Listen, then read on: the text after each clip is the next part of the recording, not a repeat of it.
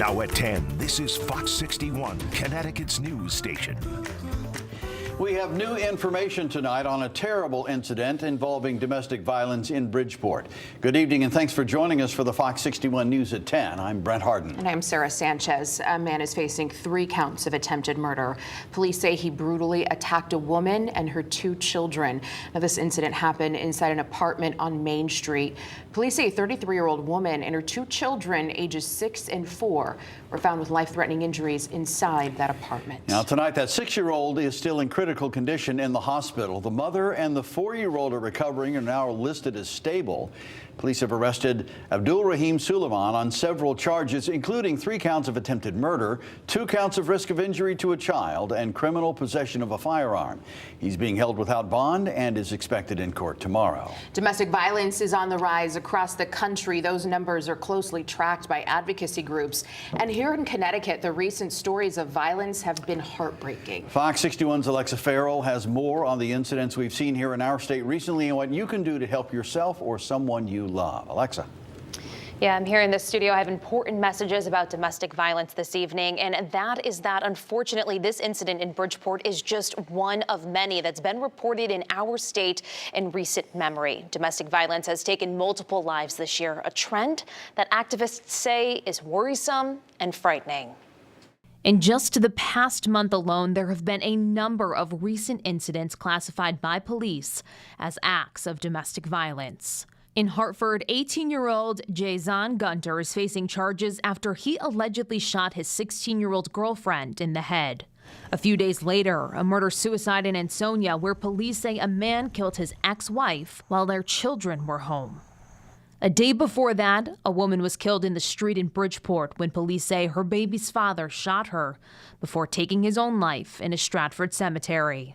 And just about a month ago, a murder-suicide in East Hartford, where a man and a woman were pronounced dead, according to police. We, since COVID, have seen an increase of over 30%. Mary Jane Foster, the president and CEO of Interval House in Hartford, says with the increase in incidents comes an increase in the extremeness. We have also seen an increase in the intensity of violence.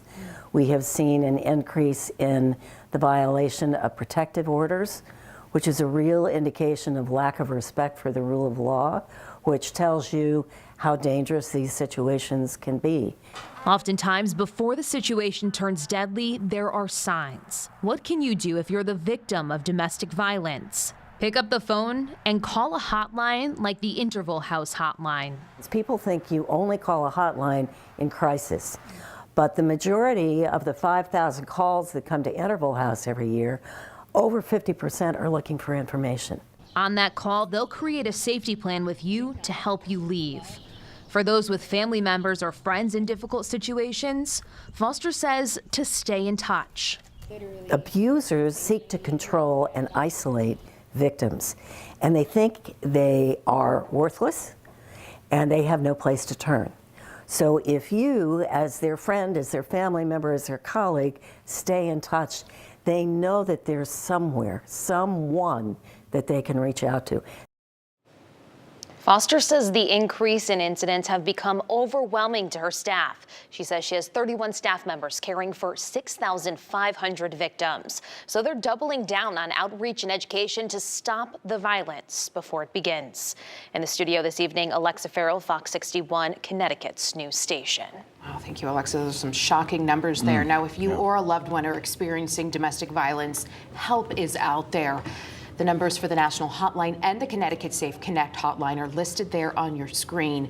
Resources are also available on our website, fox61.com. All right, time now for a first look at the weather, and you may not like tomorrow because it won't be sunny with bright blue skies, but your lawn and your garden will probably like it quite a bit. Yeah, you might need it. Let's check in with Chief Meteorologist Rachel Frank for a first check of the forecast here. Hi, Rachel. Hi. It's one of those rare cases where we're actually rooting for showers. The complaint department is closed. We need these showers so badly to refill our rivers and streams. Yeah, your grass might be hungry for it, and you might be able to even see that that. Even after such a wet year, such a wet summer, just this month alone, we have really dried things out. We've got a couple of showers right now in northern Connecticut. You can see them in northern Hartford County, Stafford, seeing some, Heartland as well. If we widen things out, though, there's a little bit of a break in the action overnight, but more showers will fill back in again at times as we head through the day tomorrow. Overnight lows will be right around 60 degrees as we head towards daybreak. It's cloudy, maybe a bit damp for the morning drive tomorrow, and then we'll see a few off and on showers through the day. Here we are at lunchtime and 4 o'clock. There is a chance for a locally heavier downpour or a rumble of thunder in spots as well, and we'll keep these showers going off and on right into tomorrow night and even early Friday morning before we end up clearing things out in time for the weekend. We're also going to look ahead to the latest on Hurricane Helene, now forecast by the National Hurricane Center to make landfall tomorrow evening right around this time as a dangerous Category 4 hurricane. We're going to take a look at the newest information coming in for your friends and loved ones in Florida and the Southeast coming up. All right, Rachel, we'll check in a little later. Thank you. New here at 10, a Hartford man faces multiple charges in an attempted murder. Police accused Rondell Jackson of shooting in Middletown last month. It happened on Liberty Street, where police say Jackson shot a man in the chest during a fight and ran away after trying to shoot the man multiple times.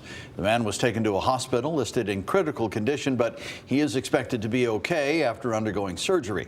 Jackson is being held on a $1 million surety bond tonight. Developing tonight, police are investigating a suspicious death in Wethersfield. They say they found the body of a woman in an apartment building on the Berlin Turnpike. The body was discovered by EMS last night, but there's no word on how she died. Police are saying there's no threat to the public. We're following any updates and we'll bring you those as soon as we get them. A man is recovering tonight from a shooting in Hartford. It happened just before 7 o'clock this evening on Garden Street. Police found a man in his 20s with a gunshot wound. He was taken to a hospital. We are told he is expected to be okay. Hartford police are now investigating what happened. To Bethany now, families say sexual assault allegations against a former town employee were mishandled. And we're learning several Republican town committee members resigned this week. Fox 61's Julia LeBlanc spoke with 2 members who handed in their resignation letters.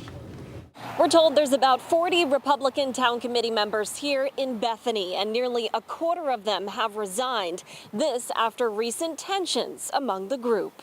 It's really because for us, it was more important to have a voice in the community than it was to stick with our politics. The former chair of Bethany's Republican Town Committee, Ali Wolowski, submitting this resignation letter, saying the committee has not addressed sexual assault allegations against a former town employee and refuses to take action. The divide is every meeting. Every meeting has been very contentious. How do we move forward as a team, right? Show support for the town while sticking to our principles and morals. And we couldn't do it. Wolowski's letter, among 8 others, also choosing to step down from the committee, some serving for more than 2 decades. It all follows a series of meetings and events after the arrest of 25-year-old Anthony Mastrangelo, accused of sexually assaulting several young girls during his time as a counselor and substitute teacher for the town. The allegations came out in December of 2022, but parents say they didn't learn about it until this summer when Mastrangelo was arrested. I mean, mine is personal. I'm not going to be in an organization that supports her because I still feel strong that she knew something, she did nothing, and she failed our town. Amy Listinsky says her child was Mastrangelo's 5th victim. She feels First Selectwoman Paula Cofrancesco knew about the allegations earlier. The First Selectwoman has said she didn't have details and was asked by police not to talk about it. On top of leaving the committee, Listinsky and many others have asked for the First Selectwoman to step down. The committee tabling a vote of no confidence for Cofrancesco earlier this month. While some are walking away, others remain. My thinking is it's for some, it's very political. They want to keep an R in the seat, and it's more important for them to have an R in the seat than it is to do the right thing for the town. And for Listinsky, though she's stepping down from this role, she won't back down from the fight for her child. I want this out in the open. I want people to know it was someone I thought was a friend. It hurts. My child and I are in therapy. It's unnecessary. If only our leader actually led this town and did what was right, we would not be in this predicament. Now, we did reach out to the first select woman, and she sent us a statement saying, quote, "The RTC has nothing to do with the business of the town of Bethany. As first select woman, it would be inappropriate for me to comment on the business of a political organization." We also reached out to the now highest ranking member of the Republican Town Committee, the treasurer, and we haven't heard back. We are in Bethany. Julia LeBlanc, Fox 61, Connecticut's news station. And in the meantime, the Bethany Board of Selectmen is also looking at 6 proposals from law firms.